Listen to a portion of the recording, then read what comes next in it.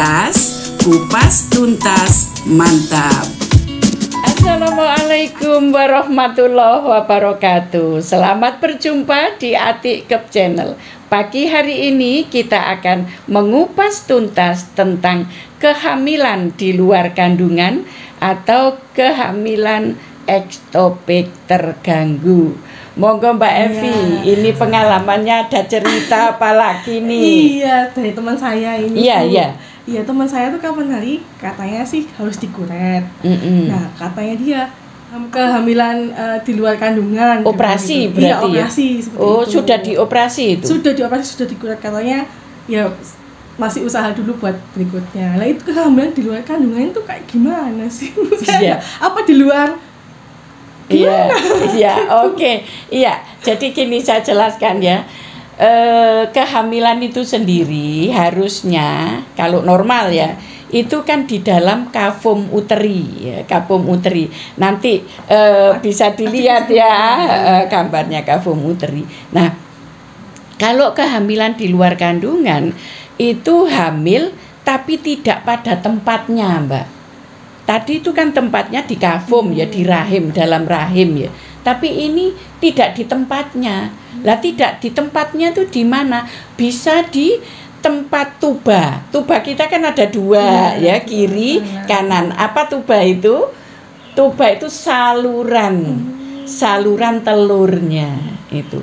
Nah, itu sering di ampula tubanya, Mbak.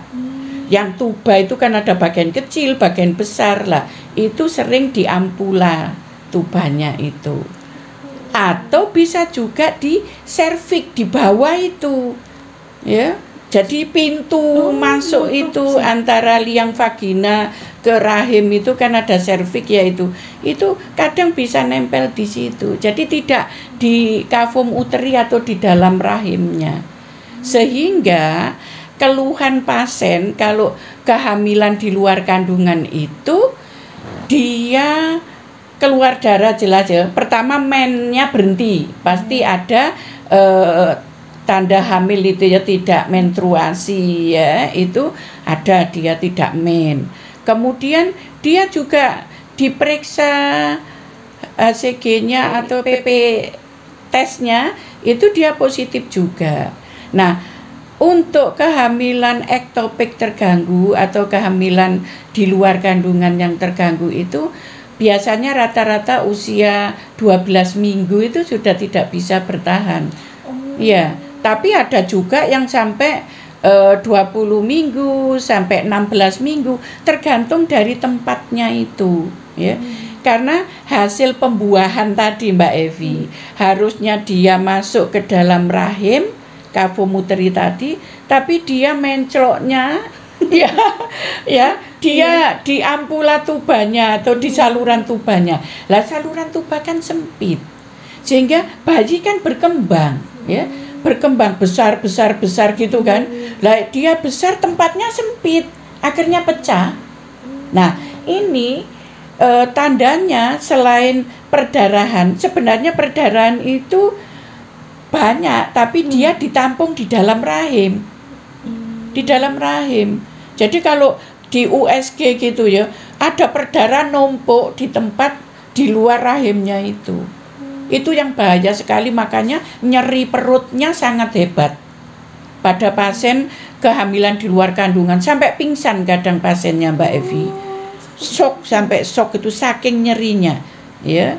Jadi saking nyerinya dia sampai shock, sampai pingsan. Perdarahannya memang sedikit yang dikeluarkan, tapi sebenarnya banyak. Tapi yang dikeluarkan sedikit, tapi yang tertampung di luar kandungan tadi banyak. Ya, makanya di USG kelihatan sekali.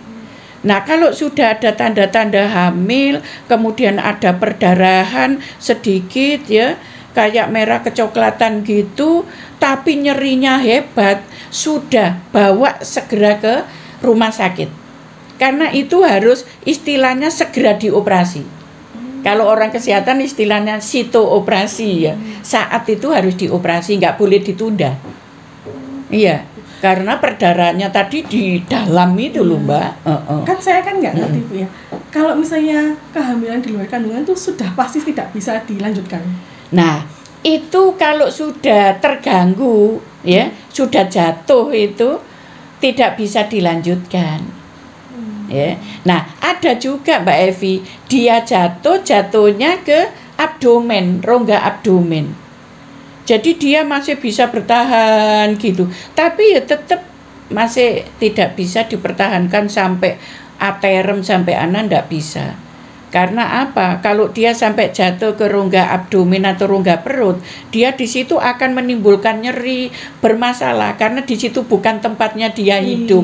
Ya, itu. Kan di situ ada plasenta, ada apa gimana gitu.